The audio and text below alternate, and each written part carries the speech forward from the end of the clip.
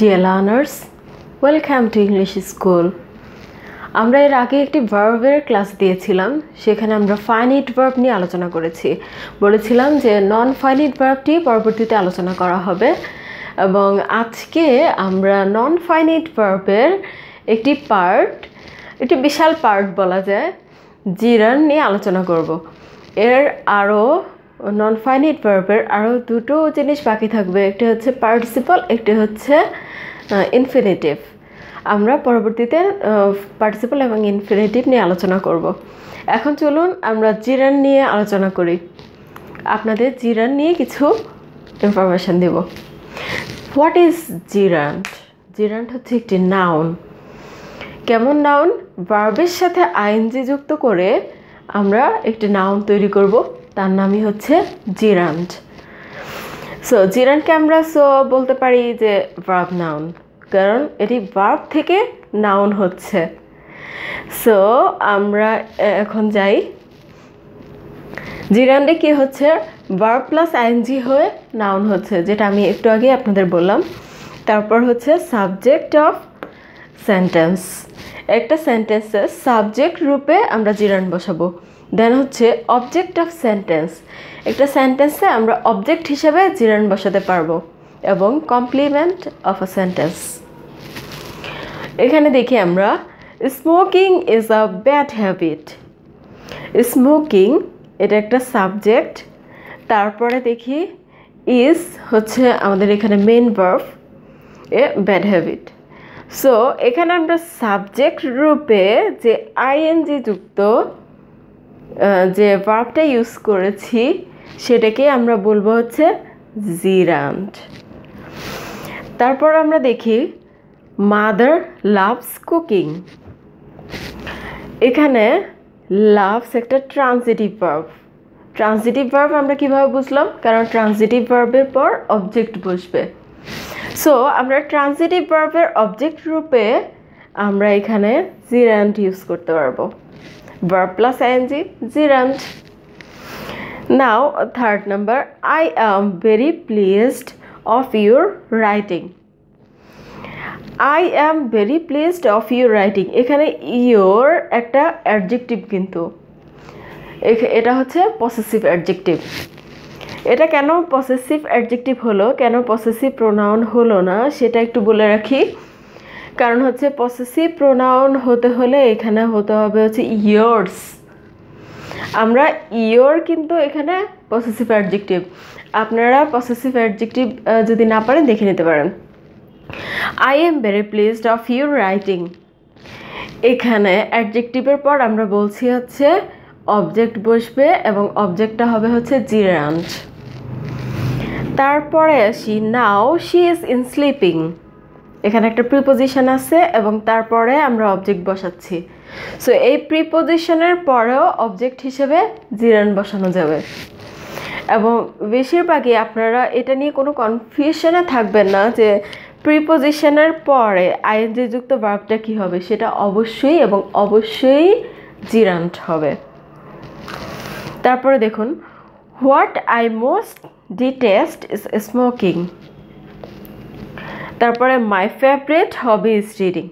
দুইটা সেন্টেন্সে এখানে আমরা দেখতে পাচ্ছি যে একটা নাউন ফ্রেজ বসেছে, তারপরে এটা পুরোটা একটা নাউন, তারপরে এখানে ভার্ব, আবার এইখানে যেটা বসেছে সেটাকে আমরা বলবো হচ্ছে কমপ্লিমেন্ট।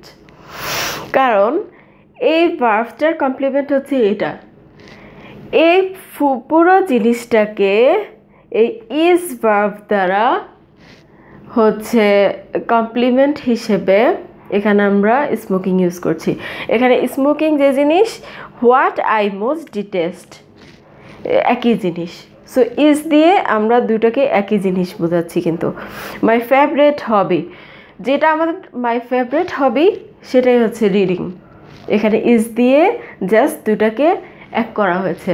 সো এটা হচ্ছে complement, complement of a verb.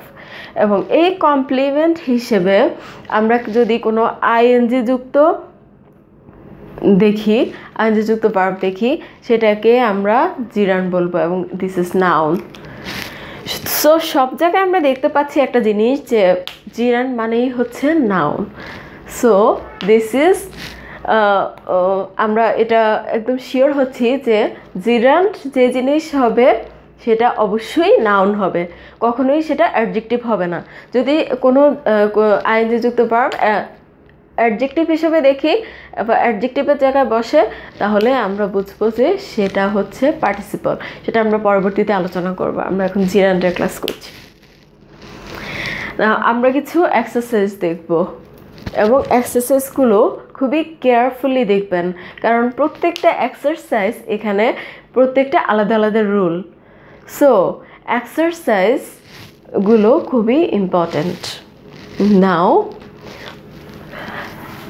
দেখুন এখানে reading is his favourite hobby playing cards is not allowed here he is fond of hoarding money এখানে দেখুন 1 নম্বর রুলসে reading is his favourite hobby reading এখানে আমরা কিন্তু সাবজেক্ট ইউজ করেছি এখানে প্লেইং কার্ড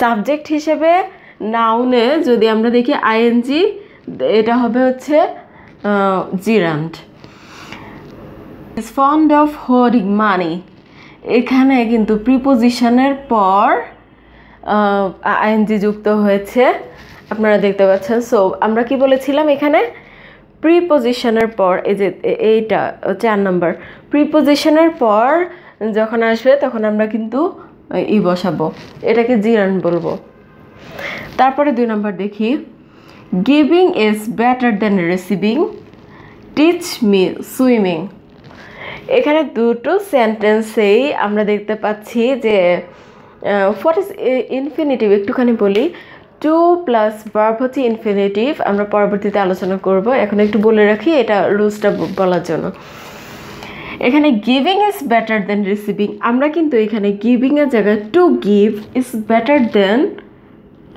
টু রিসিভ এটাও কিন্তু বলতে পারি to give is better than to receive অথবা to teach me to swim এখানে কিন্তু টু সুইমও আমরা দিতে পারি এই জায়গাতে অপশন টু SWIM টু সুইমও দিতে পারি আবার এখানে গিভের জায়গায় টু গিভ আমরা দিতে পারি সো আমরা কি বলছি এখানে ইনফিনিটিভও হতে পারে অথবা জিরান্ডও হতে পারে যদি দেখেন গিভ 2 প্লাস ভার্বের বেস ফর্ম তখন হচ্ছে এটা ইনফিনিটিভ আর যদি আইএনজি যুক্ত দেখেন তখনই এটা বসিয়ে দিবেন যে এটা জিরান্ড হবে তারপর আমরা 3 নম্বরে আসি I here of is having gained a prize আমি তার একটা প্রাইজ গেইন করা সম্পর্কে শুনেছি এখানে হচ্ছে কম্পাউন্ড জিরান্ড ইউজ করা হয়েছে কিভাবে কম্পাউন্ড জিরান্ড কিভাবে হবে এখানে একটা জিরান্ড এবং সাথেই একটা পার্টিসিপল সো ভার্বের পাস্ট পার্টিসিপল ফর্ম বসানো হয়েছে এখানে তো দুইটা যখন আমরা একসাথে পাবো তখন আমরা এটাকে বলবো হচ্ছে কম্পাউন্ড জিরান্ড এবং এইটা হচ্ছে মূলত জিরান্ড সো দুটো মিলে আমরা বলবো হচ্ছে এটা কম্পাউন্ড জিরান্ড কিন্তু আলাদা বলতে গেলে আমরা এখানে বলতে হবে যে এটা পার্টিসিপল এটা হচ্ছে জিরান্ড নাও সি এরকম আরও দেখি আমরা they are charged with having